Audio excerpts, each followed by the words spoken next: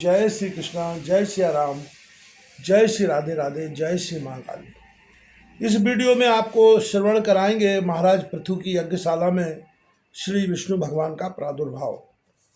मैत्री जी कहते हैं, विदुर जी, महाराज पृथु के 99 यज्ञों से यज्ञ भोक्ता महेश्वर भगवान विष्णु को भी बड़ा संतोष हुआ। उन्होंने इंद्र के सहित वहां उपस्थित होकर उनसे कहा। श्री भगवान ने कहा, राजन, इंद्र ने तुम्हारे 100 अश्वमेध पूरे करने के संकल्प में विघ्न डाला है। अब ये तुमसे क्षमा चाहते हैं, तुम इन्हें क्षमा कर दो। नरदेव जो श्रेष्ठ मानव, साधु और सद्बुद्धि संपन्न होते हैं, वे दूसरे जीवों से द्रोह नहीं करते, क्योंकि यह शरीर ही आत्मा नहीं है। यदि तुम जैसे लोग भी मेरी माया से मोहित हो जाएं तो समझना चाहिए कि बहुत दिनों तक की हुई ज्ञानी जनों की सेवा से केवल श्रम ही हाथ लगा। ज्ञानवान पुरुष इस शरीर को अविद्या, वासना और कर्मों का ही पुतला समझकर इसमें आसक्त नहीं होता। इस प्रकार जो इस शरीर में आसक्त नहीं है, वह विवेकी पुरुष इससे उत्पन्न हुए घर, पुत्र और धन आदि में भी किस प्रकार ममता रख सकता है। यह आत्मा एक शुद्ध स्वयं प्रकाश, निर्गुण गुणों का आश्रय स्थान, सर्वव्यापक, आवरण शून्य, सबका साक्षी एवं अन्य आत्मा से रहित है, अतएव शरीर से भिन्न है।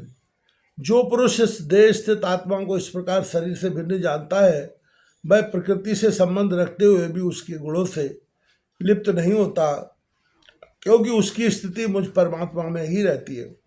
राजन, जो पुरुष किसी प्रकार की कामना न रखकर अपने वर्णाश्रम के धर्मों द्वारा नित्य प्रति श्रद्धा पूर्वक मेरी आराधना करता है, उसका चित्त धीरे धीरे शुद्ध हो जाता है। चित्त शुद्ध होने पर उसका विषयों से संबंध नहीं रहता तथा उसे तत्वज्ञान की प्राप्ति हो जाती है। फिर तो वह मेरी क्षमता रूप स्थिति को प्राप्त हो जाता है। यही परम शांति, ब्रह्म अथवा कैवल्य है।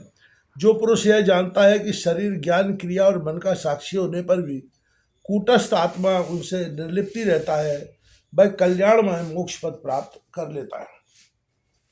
राजन, गुण प्रभाव रूप आवागमन तो भूत, इंद्रिय, इंद्रियाभिमानी देवता और चिदाभास, इन सब की समष्टि रूप परिच्छिन्न लिंग शरीर का ही हुआ करता है। इसका सर्व साक्षी आत्मा से कोई संबंध नहीं है। मुझ में दृढ़ अनुराग रखने वाले बुद्धिमान पुरुष संपत्ति और विपत्ति प्राप्त होने पर कभी हर्ष, शोक आदि विकारों के वशीभूत नहीं होते। इसलिए वीरवर, तुम उत्तम, मध्यम और अधम पुरुषों में समान भाव रखकर सुख दुख को भी एक सा समझो तथा मन और इंद्रियों को जीतकर मेरे ही द्वारा जुटाए हुए मंत्री आदि समस्त राजकीय पुरुषों की सहायता से संपूर्ण लोगों की रक्षा करो। राजा का कल्याण प्रजा पालन में ही है। इससे उसे परलोक में प्रजा के पुण्य का 6वां भाग मिलता है। इसके विपरीत जो राजा प्रजा की रक्षा तो नहीं करता, किंतु उससे कर वसूल करता जाता है, उसका सारा पुण्य तो प्रजा छीन लेती है और बदले में उसे प्रजा के पाप का भागी होना पड़ता है।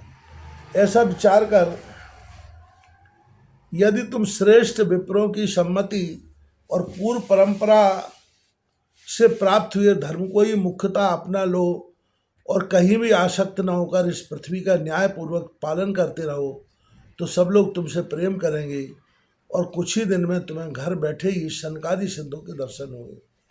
राजन, तुम्हारे गुणों ने और स्वभाव ने मुझको बस में कर लिया है, अतः तुम्हें जो इच्छा हो मुझसे वर मांग लो।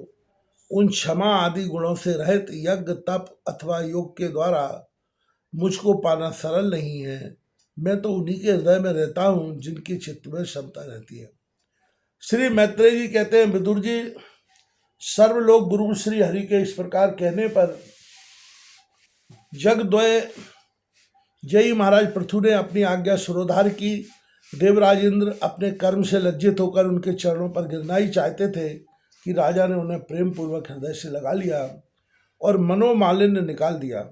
फिर महाराज पृथु ने विश्वात्मा भक्तवत्सल भगवान का पूजन किया और क्षण क्षण में उमड़ते हुए भक्ति भाव में निमग्न होकर प्रभु के चरण कमल पकड़ लिए। श्री हरि वहाँ से जाना चाहते थे, किंतु पृथु के प्रति जो उनका वात्सल्य भाव था, उसने उन्हें रोक लिया और वे अपने कमल दल के समान नेत्रों से उनकी ओर देखते ही रह गए। वहां से न जा सके। आदिराज महाराज पृथु भी नेत्रों में जल भरकर आने के कारण ना तो भगवान का दर्शन ही कर सके और ना तो कंठ गदगद हो जाने से कुछ बोल ही सके। उन्हें हृदय से आलिंगन कर पकड़े रहे और हाथ जोड़े ज्यों के त्यों खड़े रह गए। प्रभु अपने चरण कमलों से पृथ्वी को स्पर्श किए खड़े रहे। उनका कराग्र भाग गरुड़ जी के ऊंचे कंधे पर रखा हुआ था। महाराज पृथु नेत्रों के आंसू पहुंचकर अतृप्त दृष्टि से उनकी ओर देखते हुए इस प्रकार कहने लगे।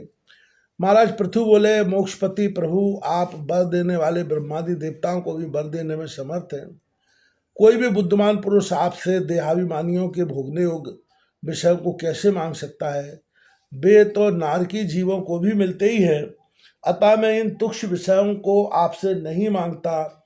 मुझे तो उस मोक्ष पद की भी इच्छा नहीं है जिसमें महापुरुषों के हृदय से उनके मुख द्वारा निकला हुआ आपके चरण कमलों का मकरंद नहीं है, जहाँ आपकी कीर्ति कथा सुनने का सुख नहीं मिलता। इसलिए मेरी तो यही प्रार्थना है कि आप मुझे 10,000 कान दे दीजिए, जिनसे मैं आपके लीला गुणों को सुनता ही रहूं।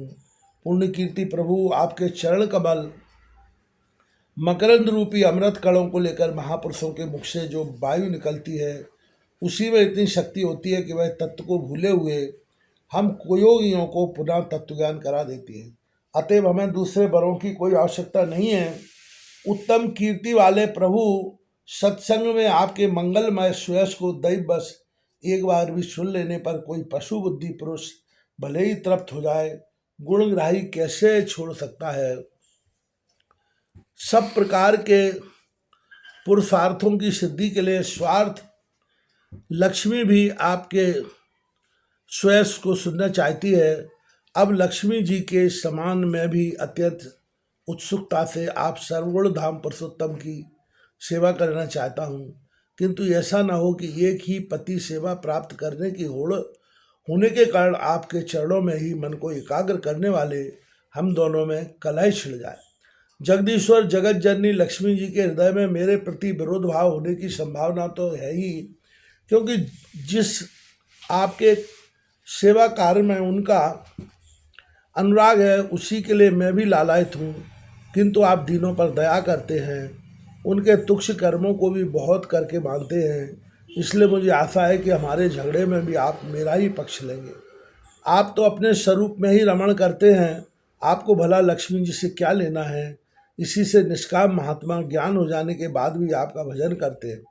आप में माया के कार अहंकार आदि का सर्वथा अभाव है। भगवान, मुझे तो आपके चरण कमलों का निरंतर चिंतन करने के सिवा सत्पुरुषों का कोई और प्रयोजन ही नहीं जान पड़ता। मैं भी बिना किसी इच्छा के आपका भजन करता हूँ। आपने जो मुझसे कहा कि वर मांग लो, सो आपकी इस वाणी को तो मैं संसार को मुँह में डालने वाली ही मानता हूँ। यही क्या, आपकी वेद रूपा वाणी ने भी तो जगत को बांध रखा है। यदि उस वेद वाणी का रस्सी में लोग बंधे न होते तो मोह बस सकाम कर्म क्यों करते? प्रभु, आपकी माया से ही मनुष्य अपने वास्तविक स्वरूप आपसे विमुख होकर अज्ञानवश अन्य स्त्री पुत्रादि की इच्छा करता है। फिर भी जिस प्रकार पिता पुत्र की प्रार्थना की अपेक्षा न रखकर अपने आप ही पुत्र का कल्याण करता है, उसी प्रकार आप भी हमारी इच्छा की अपेक्षा न करके हमारे हित के लिए स्वयं ही प्रयत्न करें। श्री मैत्रेय जी कहते हैं, आदिराज पृथु के इस प्रकार स्तुति करने पर सर्व साक्षी श्री हरि ने उनसे कहा, राजन, तुम्हारी मुझ में भक्ति हो, बड़े सौभाग्य की बात है कि तुम्हारा चित्त इस प्रकार मुझ में लगा हुआ है। ऐसा होने पर तो पुरुष सहज में ही मेरी उस माया को पार कर लेता है, जिसको छोड़ना या जिसके बंधन से छूटना अत्यंत कठिन है। अब तुम सावधानी से मेरी आज्ञा का पालन करते रहो। प्रजापालक नरेश, जो पुरुष मेरी आज्ञा का पालन करता है उसका सर्वत्र मंगल होता है। श्री मैत्रेय जी कहते हैं, विदुर जी, इस प्रकार भगवान ने राजर्षि पृथु के सारगर्भित वचनों का आदर किया। फिर पृथु ने अपनी उनकी पूजा की और प्रभु उन पर सब प्रकार कृपा कर वहाँ से चलने को तैयार हुए। महाराज पृथु ने वहाँ जो देवता, ऋषि, पितर, गंधर्व सिद्ध, चारण, नाग, किन्नर, अप्सरा, मनुष्य और पक्षी आदि अनेक प्रकार के प्राणी एवं भगवान के पार्षद आए थे। उन सभी का भगवत बुद्धि से भक्तिपूर्वक वाणी और धन के द्वारा हाथ जोड़कर पूजन किया। इसके बाद वे सब अपने अपने स्थानों को चले गए। भगवान अच्युत भी राजा पृथु एवं उनके पुरोहितों का चित्त चुराते हुए अपने धाम को सिधारे। तदनंतर अपना स्वरूप दिखाकर अंतर ध्यान हुए। अव्यक्त स्वरूप देवादिदेव भगवान को नमस्कार करके राजा पृथु भी अपनी राजधानी को चले आए।